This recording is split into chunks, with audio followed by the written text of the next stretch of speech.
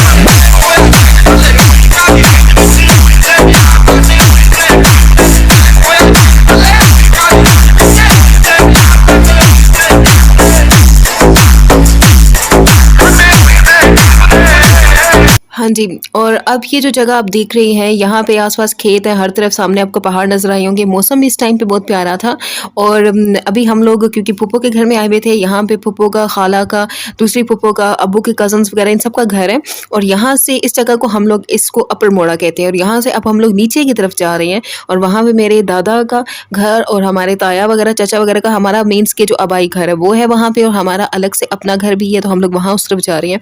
एक चीज़ जो आप नोट करेंगे वो ये बात है कि यहाँ पे खेत बहुत ज़्यादा है और आबादी बहुत कम है हमारे गाँव की, तो वो ये रीज़न उसका ये है कि यहाँ पे क्योंकि एक ही कास्ट, एक ही राजपूत कास्ट के लोग रहते हैं, किसी और कास्ट के लोग यहाँ पे रह नहीं सकते, ना वो ज़मीन खरीद सकते हैं, इसलिए यहाँ पे आबादी कम है और मेजॉरिटी लोग वो हैं जिनके घर तो ज़रूर बने हुए हैं लेकिन वो रहते बहुत कम है, इसलिए यहाँ पे आबादी भी कम है। फिर कोई ज़मीन बेचता भी नहीं है, ज़मीन आप बेच उसके अलावा अगर हम बात करते हैं कि ये गाँव मशहूर कितना है, तो वेल ऑर्गेनाइज्ड ये टाउन सिस्टम का भी ये पार्ट है और बहुत ज़्यादा मशहूर है और 18th सेंचुरी के एंड में यहाँ पे स्कूल बन चुका था।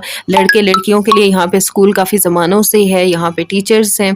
उसके अलावा वाटर का प्रॉपर सिस्टम है, वाटर मैनेजिंग सिस्टम है, यहाँ पे वाटर सप्लाई सिस्टम है और जो सुई गैस है वो भी मंजूर हो चुकी है, वो भी अब सप्लाई की जाएगी।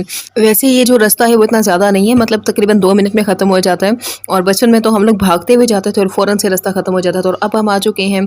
ये हम लोग का घर है जो कि अभी कंप्लीट नहीं हुआ, इसकी कंस्ट्रक्शन कंप्लीट नहीं हुई, मतलब ये कि रूम्स वगैरह बन चुके हैं, बाकी सारी चीज़ें बन चुकी हैं, लेकिन हम लोग की बैठक अभी रहती है जो बाहर बननी है वो, और लेंटर वगैरह डला हुआ है लेकिन प्लास्टर वगैरह और बाकी सारे जो काम होते हैं वो सब रहते हैं। इम्पॉर्टेंट बात ये है कि थोड़ा हाइट पे है क्योंकि ये घर, तो इस वजह से टेम्परेचर यहाँ पे कम है, क्रॉस एक्सचेंज हवा का काफ़ी ज़्यादा अच्छा है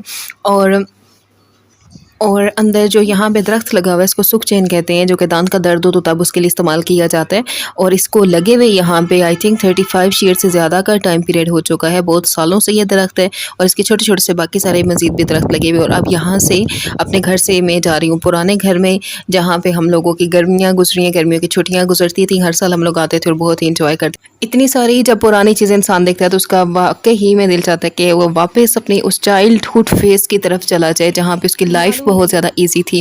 और वो सामने आपको जो दरवाज़ा नज़र आ रहा है वो बैठक थी, बाहर की तरफ उसका दरवाज़ा था। एक चीज़ जो इंपॉर्टेंट आप यहाँ पे नोट करेंगे वो ये है कि जितनी भी गलियाँ वो सब पक्की हैं, यहाँ पे सड़कें बनी हुई हैं, इलेक्ट्रिक सप्लाई है। अब ये बैठक की खिड़की थी बाहर की तरफ, इसी तरह से पानी के जो पाइप्स हैं उन सब की फिटिंग हुई हुई है और ये जो मेन गेट है हम लोगों का ये बहुत ही ज़मानों पुराना है, मतलब ये तब का है जब से मेरे दादा दादी जिंदा थे उस टाइम से है। टन टन टन टन। उस्मान क्या करना है प्या, इधर उधर। और अब हम आ चुके हैं मामू के घर, ये मेरे बड़े मामू का घर है, बहुत ग्रीनरी है यहाँ पे माशाल्लाह से, बहुत प्यारा, बहुत बड़ा घर है और अभी भी उनके घर में कंस्ट्रक्शन हो रही है और इसी के बैक साइड पे मेरे छोटे मामू का घर और वो भी इतना बड़ा, इतना ही खुला है माशाल्लाह से। तो घर गाँव की इम्पोर्टेंट बात ये है कि काफ़ी खुले और बड़े-बड़े होते हैं और हवादार होते हैं। और ये आ गया सीज़नल डैम, जो कि बारिश होती है तो पानी दो पहाड़ों के दरमियान में जो जगह वहाँ पे इकट्ठा हो जाता है, वहाँ पे जमा हो जाता है और काफ़ी सारी ग्रीनरी है। हर तरफ फुलाही के जो दरख्त हैं उनको प्लाई हम लोग पंजाबी में कहते हैं, तो वो सारे लगे हुए हैं और काफ़ी सारी ग्रीनरी है।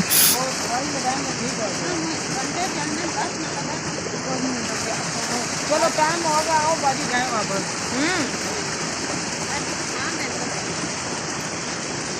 क्या बात है, बाजी चलाई थी है बन गई। एक बात जो इम्पॉर्टेंट है वो ये है कि हम सबको मालूम है कि पूरी दुनिया में जो सबसे ज़्यादा बड़ा, दुनिया का सबसे लार्जेस्ट सॉल्ट रेंज है वो कहाँ पे है, वो पाकिस्तान में है। तो ये भी बात प्रूव्ड है। जैसे आपको ये पत्थर का डिज़ाइन नज़र आ रहा है, तो ये वो पत्थर हैं जो कि पानी के अंदर होते हैं, पानी की डेप्थ में, उसके बॉटम में होते हैं। तो ये भी साइंटिफिकली प्रूव्ड है कि चकवाल का रीजन, झेलम का रीजन, ये सारे का सारा अरेबियन सी का पार्ट था और ये वो सारा एरिया जो कि पहले समंदर का हिस्सा और पानी के अंदर डूबा हुआ था, पानी के अंदर छुपा हुआ था। और यही चीज़ इसकी, अगर आप रॉक्स को देखते हैं तो आपको ये कंफर्म होगी कि ये जो रॉक्स हैं इतनी ज़्यादा कोई मजबूत नहीं है। मतलब कुछ ऐसे पत्थर भी हैं जिनको आप आराम से फेंकेंगे तो वो फाइन पार्टिकल्स में कन्वर्ट हो जाते हैं। तो ये भी साइंटिफिकली एक बात प्रूव्ड है। उसके अलावा अगर हम प्राइमरी सक्सेशन की बात करते हैं तो बहुत सी ऐसी यहाँ पे प्लांट्स की टाइप्स हैं जो कि अभी डेवलप हो रही हैं, कुछ ऐसी हैं जो कि ऑलरेडी अपनी रूट्स पानी के अंदर सबमर्ज फॉर्म में बना चुकी हैं। तो ये सारे के सारे वो रीजन है जो एक्सप्लेन करते हैं कि पहले यहाँ पे सारा एरिया पानी के अंदर डूबा हुआ था और पानी कुछ टाइम के बाद, कुछ ज़मानों से पहले जब वो यहाँ से मूव कर गया, तो सामने आपको पहाड़ नज़र आ रहे हैं, बादल नज़र आ रहे हैं, आपको पुल नज़र आ रहा है जो कि मेरे घर से बिल्कुल सामने नज़र आती है और ये जो जगह बिल्कुल मेरे घर के पास है, 1-2 मिनट का हमारे यहाँ पे रास्ता है। दरमियान में पहाड़ों के एक खूबसूरत सी, इसको हम लोग कस कहते हैं पंजाबी में, वो स्ट्रीमलेट है, वो है।